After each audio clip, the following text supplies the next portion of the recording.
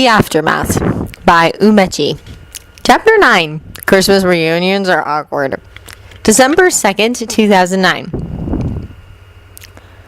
Draco Malfoy was quite happy with his life. Sure, his father was still in prison, but sometimes you had to look at the whole picture instead of nitpicking on brushstrokes. And his life on the whole was turning out to be quite wonderful. For one, he hadn't gone to jail. 2, he hadn't had to marry Pansy Parkinson. He still shuddered at the thought of her bug-like face.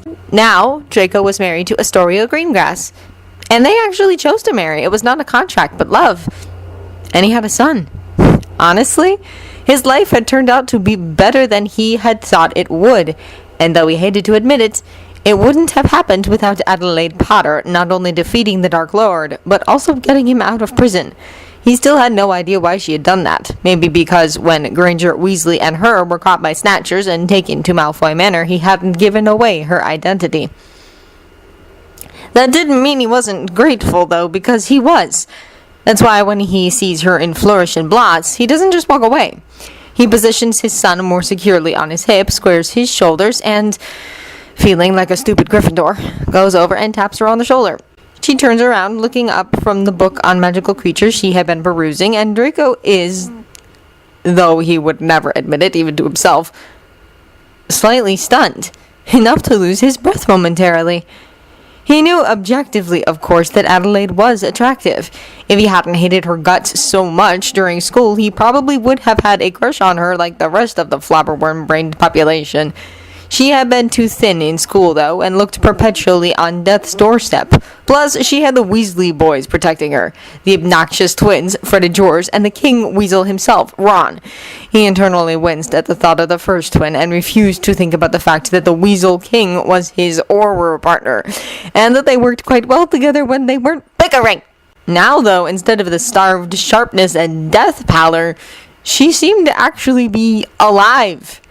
Her hair, that Draco had always associated with a pool of blood, was long. He had always known her as the one girl with a boy's haircut, never even reaching her shoulders, ever since meeting her in Madame Malkin's and the Hogwarts Express. But now her hair was long and flowing past her shoulders and down to her elbows. It was thick and healthy. The skin over her cheekbones was not taut, not stretched too thin over sharp cheekbones, but pink from the cold December air. She looked to actually have some flesh on her instead of being just skin and bones. The biggest change, though, was the fact that her lips kept tugging upwards unconsciously, even though there was nothing to smile about. She seemed happy, and Draco realized for the first time that he had never seen her genuinely happy. Not even in first year, before the whole mess with Voldemort had really begun. And he was struck by the thought, wanting to know what could make someone so unhappy that they never truly smiled. How could an 11-year-old be so depressed?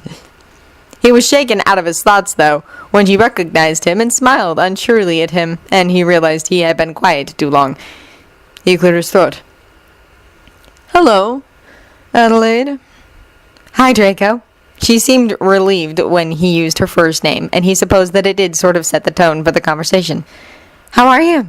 Who's this?" she asked, looking at his son. "This is my son, Scorpius Hyperion Malfoy." Adelaide stuck her hand out solemnly to his 3-year-old son, who took it shyly. "Hello, Scorpius. My name's Adele. Would you like to play with my son and daughter while your dad and I talk?" Scorpius didn't speak, but he nodded, so Adelaide smiled. "Simon! Sofia!" she called, and Draco, who was still frozen with the knowledge that Adelaide had children, just watched. The 2 children that came around into view from behind a shelf were about 6, and both had Adelaide's blood-red hair. The girl had a book clutched to her chest and looked at them with serious slate-gray eyes. The boy looked solemnly at his mother with an open and endearing face, his silvery blue eyes obscured by black rectangular framed glasses. "Yes, Mommy?" Simon asked. "Could you show Scorpius some of the books that you wanted to get? Maybe read him one?" Sofia and Simon, Draco thought that they must be twins, looked at Scorpius, who Draco had set down. The little blonde boy, looking exactly like his father but with a less pointed chin and chubby cheeks, stared at the 2 new children that were twice his age timidly. Simon wasn't having any of that, though. He went right up to Scorpius and grabbed his hand, pulling him along, while Sofia said softly to the 3-year-old, after nodding to her mother, "We'll show you some of the dragon books. They have cool pictures." Once the children were out of sight and hearing, Adelaide turned back to Draco. "How have you been?" Draco found himself giving her a short and concise summary of what had happened to him in the 11 years she had been wherever she had been. He told her he had married Astoria, how his mother was, that he was an Auror now, and little things about Scorpius. "What about you?" Draco asked impatiently. "Where have you been?" He was trying to find a place where he could thank her for getting him out of prison, no matter how much it hurt his pride to do so. "Well," she started slowly, "I moved to America, New York. I adopted my godson, Teddy Lupin, Professor Lupin's son, from 3rd year." She waited until he nodded that he remembered before she continued. "I gave birth to triplets, adopted a demigod son of Apollo, blood adopted my cousin's son, and had a mind child with Athena. Because she's a virgin goddess, right? We had to connect on an intellectual level." She thought for a moment. "That's about it, I suppose." She stared at his face, trying valiantly to keep her own straight before bursting out laughing. Draco didn't even want to know why his facial expression was so funny at that moment. "I'm sorry. I just had to see how you would react." "So it's not true?" "Oh, it's true. I've just never told someone so bluntly before." She looked at him again, this time a tad sympathetically. "That's not what you were expecting when you came up to me, is it?" Amusement still laced her voice. "No." Draco shook his head and was half surprised that brains didn't come whipping out of his ears, considering his mind had just been blown. "I just wanted to thank you for getting my mother and I out of jail." "Oh, you're welcome." September 10th, 2009. Adelaide was babysitting Alexander and Stefan for George and Alessa, who were both taking a break due to approaching insanity if they stayed awake for 1 more minute, when the invitation came. It was just after breakfast, and the twins were feeling very lively. The 3 of them were in the living room, lying on a quilt that had been spread out onto the floor. Adele was just blowing on Stefan's stomach, making the 4-month-old giggle, when she heard the scratching at the window. "What could that be? Huh?" she asked her nephews dramatically while getting up to open the window, where an exhausted brown owl came in, dropped a letter, and flopped onto the sofa, falling asleep immediately. She took the letter and knelt back down by the twins, sitting on her heels. She read through the letter, then turned to her nephews. "An invitation, huh? Dear Adelaide, I know we haven't talked in a long time, but Ginny and I were wondering if you, along with Teddy, James, Frederick, and Lily, would like to come to our home at Longbottom Manor to celebrate Christmas with us, along with the whole Weasley family. I wonder if they would have ever mailed me if they hadn't known that they had nephews and a niece that they never knew about. Do you think that this was your grandma's idea?" Adelaide asked Alexander, who blew a raspberry at her. "Yes, I quite agree. We would love to have you. Please consider our offer. Love, Neville and Ginny Longbottom." "What do you suppose I should do?" she asked Stefan, letting him chew on her fingers toothlessly. He stared at her. "Yes, you're right. I do want to meet my nieces and other nephews, and they asked so nicely." Alexander hiccuped. "Don't you worry, Alec. You and your brother will always be my favorite nephews. Nothing will change that." She considered. "Unless you happen to get another brother, of course." She laughed and blew on his stomach, making him squeal. "Plus, they don't know about Michael, Simon, and Sofia, so that'll be fun." December 13th, 2009. Teddy felt rather stupid, like the stupidest he had ever felt in his life, and there were a lot of times that he had felt stupid.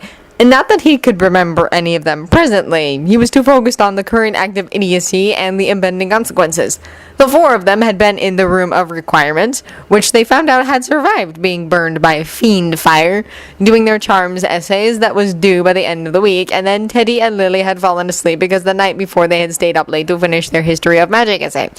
Frederick and James had finished their work and then started playing a game of wizard's chess, which is always a mistake because they knew the other's moves, and so it took hours to actually finish a game. The twins had lost track of time, and when they finally became aware of their surroundings, it was close to 12:30 and way past curfew. Teddy and Lily were glaring at James and Frederick, who were ignoring them in favor of poking at the various knickknacks that were in Headmistress McGonagall's office. You could have woken us up, Lily burst out. Now we're going to lose house points and get detention and maybe even be expelled because of you two. Aye, James defended. We just lost track of time. It was an accident. How are we supposed to know that our dorm mates would go to the prefects because we weren't back by midnight?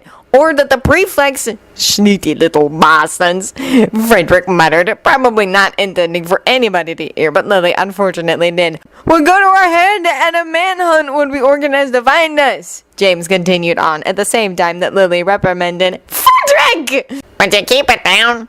A nasally voice asked rudely, and when the 4 first years turned, they saw it was a portrait of a previous headmaster speaking. Some of us are trying to sleep here. Then the portrait closed his eyes as if to emphasize his point. Oh, stuff it, Frederick muttered again. He was plainly not in a good mood, maybe because he had lost the game of chess to James. You must be the Potter brats Minerva's been talking about. Another portrait sneered before Lily could scold her brother once more. Rude, just as I expected. You'd be rude, too, if you could be sleeping right now, Frederick shot back. As a matter of fact, I could be sleeping right now if certain idiot first years could stay out of trouble. The portrait was of a pale man with greasy black hair and dark eyes that reminded Teddy of tunnels. They were empty on first glance, but Teddy thought there might have been a spark of curiosity. I'm Teddy Lupin, he introduced himself. Charmed, I'm sure. A beat of silence. Well, Teddy prompted. Well, what? The portrait snarled. Frederick sneered in a wonderful imitation of the portrait. Well, when someone introduces themselves, the only polite thing to do is to give them your name back. Now who's rude? He bit out. James started giggling uncontrollably. He loved it when his brother was overtired because while he was normally level-headed, when Frederick didn't get his 8 to 9 hours of sleep, he was impertinent and snarky and brilliant. Their mom always said that he was channeling Severus Snape, the man who gave him his middle name. When James was overtired, like now, he thought that everything was funny and couldn't stop laughing once he started. Insolence. You must belong to Gryffindor with that kind of stupidity. I'll have you know, Frederick said snidely, that I am a Hufflepuff, which you would know, you paint-made swat, if you used your eyes and looked at the color of my tie. The pale man bared his yellowing teeth furiously, no doubt on the verge of a rant, but was interrupted by a throat being cleared. They all turned to see Headmistress McGonagall looking at them sternly, but her lips were twitching, as if she wanted to smile, but thought it too unprofessional. I see you've met Severus. James came out of his laughing fit, looking up at the portrait their mother said was the bravest man she ever knew. Whoa, you're Severus Snape? Yes, what of it? No doubt your mother has told you all horrible things about me. The man looked down at them condescendingly. That sent James off again, and he actually had to lean against McGonagall's desk. He shook his head hysterically. No! No! She named her son after you! He snorted 3 times, one after the other, then calmed down a bit, his eyes drooping. By the gods, I need sleep. Frederick turned back to the man he had been having a verbal sparring match with, who was looking at James' limp form with an unidentifiable emotion. Please don't let it be that one that's named after me. Don't worry, Frederick said in a mild voice, lifting a sardonic eyebrow. His name is James Sirius Potter. I'm Frederick Severus. Severus Snape looked down his hooked nose at the first year before sniffing in disdain. At least you're not giggling like a dunderhead. December 24th, 2009.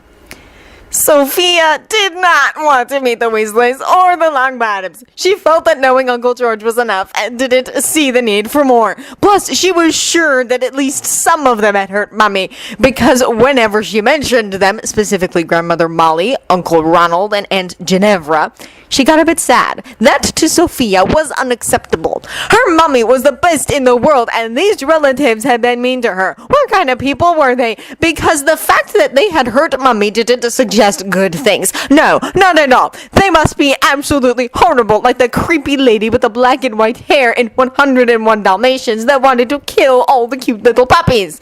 Who would want to hurt a baby puppy? These Weasleys must be alright with it if they had hurt her Mummy and not apologized. Sophia and her siblings had all had a talk together when Frederick, Lily, Teddy, and James had come back for Christmas holiday from Hogwarts. While Mummy and Auntie Alessa were talking in the kitchen, they had congregated in Michael's room, as it was the biggest, and almost unanimously decided to be on their best behavior so that they wouldn't be making it any more difficult than it had to be for Mummy. Sophia had only reluctantly agreed, hence the almost unanimous. Sophia hadn't really understood what they were saying. She didn't want to go, they didn't want to go, and it was obvious that Mummy didn't want to go because it made her nervous and sad, so why did they have to? If they all told Mummy that they didn't want to spend Christmas with the Longbottoms and Weasleys that weren't Uncle George's small family, then she wouldn't make them. The best way, though, the way to make it so Mummy didn't have to go either, was for one or two of them to get sick. Then Mummy would stay home to make sure that they were comfortable and make them chicken soup and let them have ice cream. And if Mummy can't go, she's not going to make any of them go without her. It was the perfect solution in Sophia's eyes. She knew that her siblings wouldn't go for it, though. They thought that Mummy chose to go of her own free will. Sophia knew better. Mummy was too nice to say no to the invitation, and these Weasleys and Longbottoms had known that was so and were manipulating her into spending time with them on Christmas morning when it was supposed to be spent with just family. These people were taking away her Mummy's Christmas, and Sophia knew how much Mummy loved Christmas. And it was especially special now that it was one of the few times that Teddy, Lily, James, and Frederick were going to be around because they went to Hogwarts.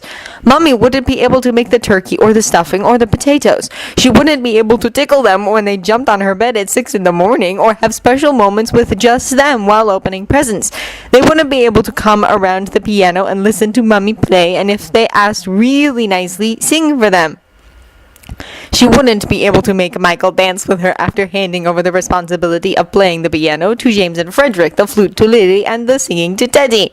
Sophia and Simon wouldn't be able to take turns standing on Mummy's toes while she danced with them. Sophia wouldn't be able to crawl into Mummy's arms and ask about Daddy, and they wouldn't be able to fall asleep in the middle of the story about Daddy and Uncle George's pranks on the mean toad lady. Sophia wanted these things, and she knew that everyone else wanted these things, so she decided to take matters into her own hands and make sure that she was sick for Christmas. It was a worthwhile sacrifice. So she stayed up all night reading and didn't stop even as the letters skipped and twirled across the page. She didn't stop even when she got sleepy or when her head started to throb. She didn't stop because for this plan to work, she needed to be legitimately sick. She didn't want to lie to Mummy. And when the door opened the next morning at 8 o'clock and Mummy walked in to help her into the fancy dress with the black velvet and the zipper, Sophia could barely keep her eyes open. There was a painful pulsing behind her eyes, and she had the familiar desire to cry like she always did when she felt sick. December 25th, 2009. I don't feel well, Sophia said in an injured voice. My head hurts. I know, Adelaide commented. You said that. That's why I gave you some aspirin, remember? She kept brushing Sophia's hair gently, already having put her in her dress. Then why are we going? The 6-year-old whined, giving Adelaide pause. She looked at the pinched features of her daughter, the gray smudges under her eyes. Sophia, did you get sick on purpose? Whatever reaction Adelaide was expecting, it wasn't for Sophia to burst into a fit of tears. I don't want to go. I want to stay home and have Christmas here. They're going to be mean to you. Oh, Soph, Adele sighed, pulling her sobbing daughter close. They're not going to be mean to me, and you'll get to meet all your cousins. Uncle George and Auntie Alessa will be there too, and we'll have a celebration here tomorrow. don't wanna, Sofia mumbled into her mother's shoulder. Sometimes we have to do things that we don't want to. That's just the way it is. Sofia lifted her head, looked stubbornly into Adelaide's eyes, and thus a battle of wills. Sometimes it's hard to keep track of the birthdays and ages of family members. It's thrice as difficult when you have as many family members as Charlie Weasley did. He had 5 brothers, minus 1, but let's not dwell on that. Happy thoughts. And a sister, and if that's not enough to keep track of, he has 5 nieces and 4 nephews. His sister hasn't even had any children yet, so he has that to look forward to. She'll probably have all girls. He actually kept a little notebook in his pocket at all times that has a list of the date of birth of his nieces and nephews and keeps it updated so he knows how old they are. It's a bit pathetic, but Charlie figures that since he's still a bachelor and has no kids, he should be let off the hook. He doesn't see the same kind of importance in ages and birthdays as parents do, so right after he reminds himself of how old Victoire is, or that Molly too was born on April 1st of 2004, he forgets. Thus, the list was created. And yes, as a matter of fact, the capitals were necessary. It was a simple, to-the-point list, just stating his nephew or niece's name, and then their birth date in order. Victoire, May 2nd, 2000. Dominique, March 2nd, 2002. Molly the 2nd, April 1st, 2004. Louise, April 15th, 2004. Rose, January 17th, 2006. Hugo, May 7th, 2008. Alexander, May 12th, 2009. Stefan, May 12th, 2009. Now, Charlie was waiting at Longbottom Manor with his mum and dad, Bill, Fleur, Percy, and his wife Audrey, Ron, Hermione, Ginny, Neville, a very pregnant Luna, and her husband Rolf, George and Alyssa, along with all his assorted nieces and nephews. They were waiting for Adelaide and her children. Charlie hadn't been close to Adelaide, him being several years older and living in Romania. But he had thought that she was nice. She had been like part of the family, and though Charlie had more regarded her as a distant cousin, he had thought that if they spent more time together, he could think of her like a sister. He had been upset when he heard that his mother had told Adelaide after the war was finished that it would be best if she not contact her. His mum had said that she would owl post Adelaide when she felt ready. Charlie had been surprised and angry when Ron and Ginny had backed her up, and that Hermione hadn't stood up for her best friend. It hadn't really been his business, though, and he was going back to Romania, so he'd let it be. He'd figured they would crack within a year. But they didn't. Now they find out that Adelaide had been pregnant with Fred's children when she left, had been told to leave, and everyone was in a tizzy. Mom was probably the worst, thinking of the grandbabies she had unknowingly neglected, and the fact that they were her dead son's only children made it worse.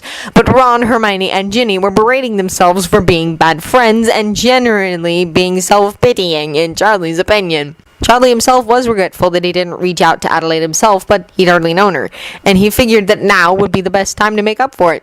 So he pushed aside the regrets, got out his trusty list, and prepared to make some new additions. "What time is it, dear?" Molly fretted as they all waited in front of the fireplace for Adelaide to flew in. 10 after 10, Arthur reported, looking at his pocket watch.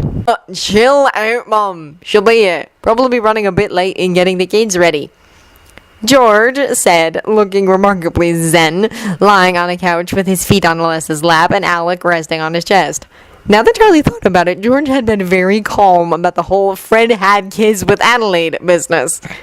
One would think he would be the most distraught. The fireplace flared green and spat out a short blonde teenager who skated on the hardwood. "Whoa, whoa, whoa!" The teen just stopped himself from face-planting, stood up, and brushed the soot off his black blazer and dark-washed jeans.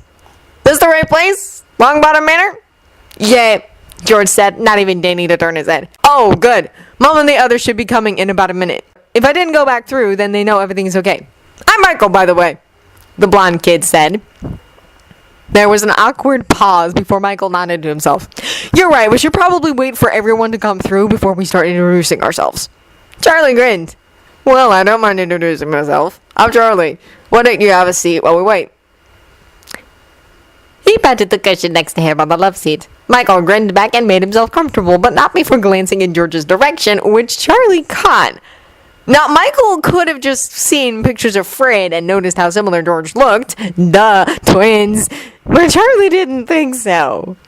Could it be, Charlie thought with growing amazed amusement, could George have really...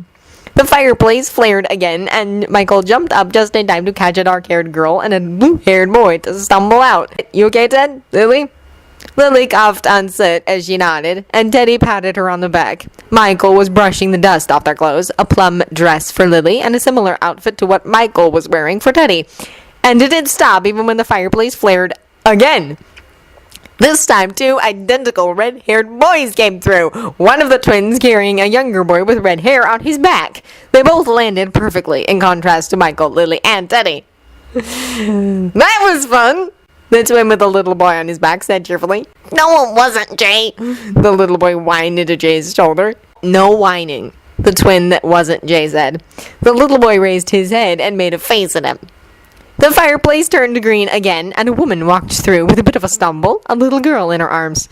The way Charlie remembered Adelaide Potter was as a delicate little thing with eyes too large for her face and skin that reminded him of rice paper. He remembered her as a little girl, and truthfully, he hadn't really taken her that seriously.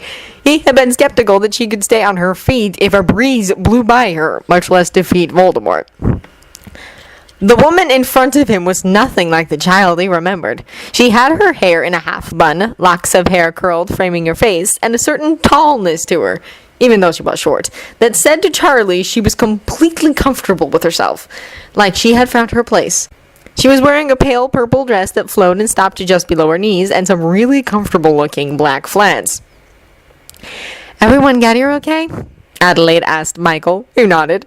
George finally turned his head and frowned when he saw Adelaide holding the little girl. "Hey, Adele, what's wrong with Sofia?" Charlie jumped up. "I knew it! I knew you had to have kept in contact with her. You were way too calm!" George looked at him in surprise, and Adelaide laughed along with her children. "Told you someone would figure it out, Uncle George," Teddy said. "You're no good at flying under the radar." "Aye," George said indignantly, then turned to his wife. "Not being mean to me." No, Alyssa said. They're being truthful. "I'm hurt," George cried dramatically. "My own wife turned against me." I was never on your side to begin with. There was no turning. The banter might have continued, but Molly Weasley's brain seemed to have finally caught up with what was going on. "George Fabian Weasley!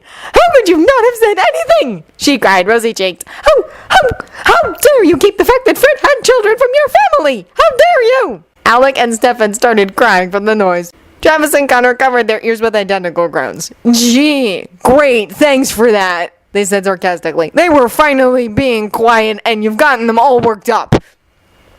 Molly looked embarrassed, especially when George and Alessa had to leave the room. "And really," Travis said once his mom and George had left, "you told Aunt Adele not to contact you. Why would George think that you would want to know what she was up to? Plus," Connor added, "Aunt Adele probably didn't want you to know about her life when she told her to get lost." Charlie, seeing that his mom was looking properly mortified to have made a scene and been told off by the step-grandchildren that she wasn't that close with, decided to cut it. His brothers looked too surprised to do anything, and everyone else looked incredibly awkward, though Luna was just smiling vaguely. "So, introductions." After introductions were done and Adelaide had explained that Sofia hadn't slept well the night before and had a headache, they had gone to the dining room to have some breakfast, which turned awkward right away. "Oh," Adelaide said, "I'm sorry, but we already had breakfast at home." "Well," Molly said with a smile, "the dears can always have some more. They look like they need some plumping up." Charlie gave his new nieces and nephews a once-over and thought that they were a pretty good weight. "I don't want them overeating." Apparently, Adelaide agreed with him. "But we can still sit at the table with everyone else." Molly conceded. Soon enough, after leaving Sofia to continue her nap on the sofa that George had previously been lying on, and getting an extra chair for Michael, they were all sitting at the table. Simon wouldn't let go of Adelaide, so he was sitting in her lap, while Michael and the Stoll twins were sitting together and exchanging uncomfortable looks because of the tense atmosphere. Eventually, Teddy, Lily, Frederick, and James started talking to the cousins that they had never met before, and Adelaide asked Luna about her pregnancy and when she was due. People started to relax, and George and Alessa returned with two quieted babies. Then Simon finally lifted his face from where it was hidden in his mother's shoulder and asked her, "Juice?" Molly jumped at the chance, grabbing a pitcher of pumpkin juice and pouring a glass. "Here you go, dear." Simon reached for it, but Adelaide took it first. "Simon can't have that. It has pumpkin in it." She reached into the clutch she had brought with her, pulling out a juice box. "Here." She handed it to him when she had stuck the straw into it. "Thank you," Simon murmured before leaning his cheek on Adelaide's shoulder and quietly drinking. "Why can't Simon have pumpkin juice?" Molly asked, flabbergasted, her hand just starting to retract with the glass. "He's allergic to pumpkins." It was a little awkward again. Charlie noticed that his mom looked especially uncomfortable. He also noticed that things tended to get awkward when his mom started talking. "So, Adelaide," Charlie said, "who's Simon and Sofia's dad?" He'd figured out pretty quickly that Michael was adopted. "And I noticed you're wearing a ring. Who's your fiancé?" She laughed. "Actually, I blood adopted Simon, and Sofia was sort of given to me. I'm not engaged either. This is the ring Fred gave me." "Who did you adopt Simon from?" Bill leaned forward, interested. "Did you know them, or did you just decide to adopt?" What do you mean Sofia was given to you? Did you blood adopt her as well?" Percy questioned. "Mom's cousin asked her to take Simon," James pitched in. "And Sofia isn't adopted, she's a brainchild," Frederick said. Lily elbowed Frederick. "Sev, don't say that. It sounds weird." "It's true.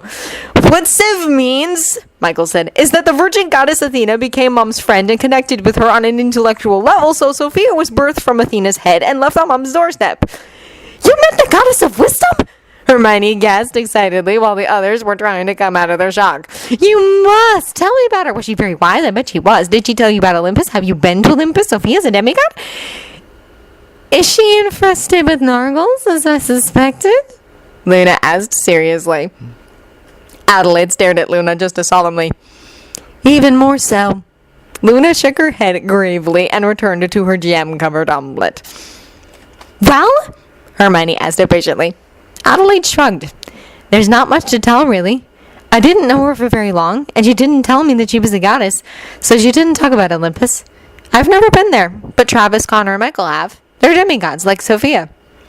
Hermione turned to the three demigods. Travis's mouth was so full his cheeks looked like a chipmunk's, and Connor was folding a piece of toast in half, it being stuffed with scrambled eggs, bacon, hash browns, and what looked like raspberry jam. Michael was staring at Connor's improvised sandwich with a vacant look that somehow managed to convey his disgust. Hermione ignored their antics valiantly. "Travis, Connor, you never told me that you were demigods." Connor, who was just taking a bite of his breakfast sandwich, rose with wide eyes. Travis swallowed violently, his hands frantic as he coughed on the big mouthful and rasped. "Oh, crap!" "Which god is your father?" Hermione asked, intense. "Connor spoke through his food. "Hermes!" Travis said. "Oh, he's the messenger of the gods, the god of travelers." "Yeah!" the sons of Hermes said at the same time. "We know!"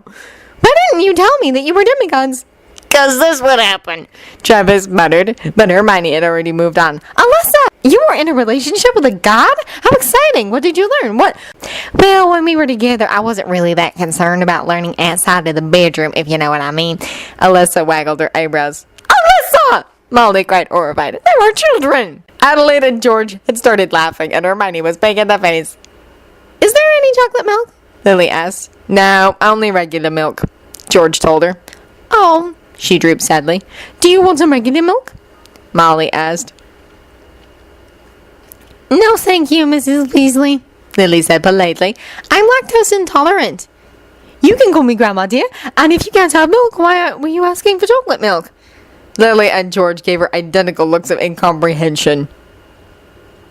"Chocolate milk is chocolatey, Mrs. Weasley. It's worth it. Normal milk is bleh," Lily explained, making a disgusted noise at the end that George mirrored.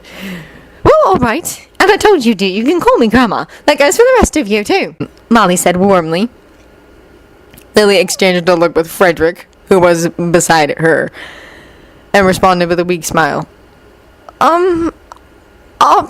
I think," Adelaide cut in, "it would be better for them to get to know you better, perhaps, and then let them call you that once they are comfortable." Molly opened her mouth, no doubt to protest, but everyone saw how Lily, James, Frederick, and Teddy had noticeably slumped in relief. She shut her mouth and gave Adelaide a stiff smile. Present opening was much easier to handle, in Adelaide's opinion. She had Sofia pressed against her, awake now but groggy, and she got to talk to her other nieces and nephews, asking them about their presents. Simon was quietly sitting in James' lap now, and Frederick was reading a book he'd gotten, while Lily and Teddy played a card game. Travis, Connor, and Michael were talking quietly together, looking solemn. Adelaide knew they were talking about the war and the siblings that they'd lost. Adelaide was glad that everyone had stopped asking her questions for the moment. She hadn't expected to feel such a disconnect from her old friends, to feel so detached. She'd thought that there would be sadness for the things she had missed in their lives, maybe even anger that they had cut her out. But all she felt was apathy. Adele realized that she'd moved on from these people of her past. She didn't need them anymore. And she didn't want to go back to the person she was when she had needed them. She had grown up, yet when she spoke to her former friends, it was almost as if they had been frozen in time. Hermione was still on her constant search for information, Ron still played wizard's chess, Ginny still played Quidditch, and Neville still loved herbology, even with Luna still so eccentric and fixated on her creatures. Having a good time? She started at the voice and looked at the man sitting beside her. I'm enjoying myself well enough, she replied. Charlie Weasley gave her a crooked grin. You want to get out of here as soon as possible, and I don't blame you. Is it obvious? Just a bit, Charlie chuckled. They were silent for a moment. They're good kids, he said, looking at her children. You raised them well. Adelaide felt pride for her children. It's mostly their doing, I think, but thank you. Charlie glanced at her from the corner of his eye. You know, he wouldn't mind. Fred, I mean, he wouldn't mind if you were with another guy. He wouldn't want you to be alone. Adele snorted. George has said the same thing. But I'm not alone. I have 7 children. If I was going to be in a relationship, it would have to be when they're older. When they need me less. When you get lonely, you mean? Charlie said, looking at her critically. She lifted Sofia, who had fallen back to sleep, onto her lap. She hugged her closely. Yes, Adele replied in a soft voice. I suppose.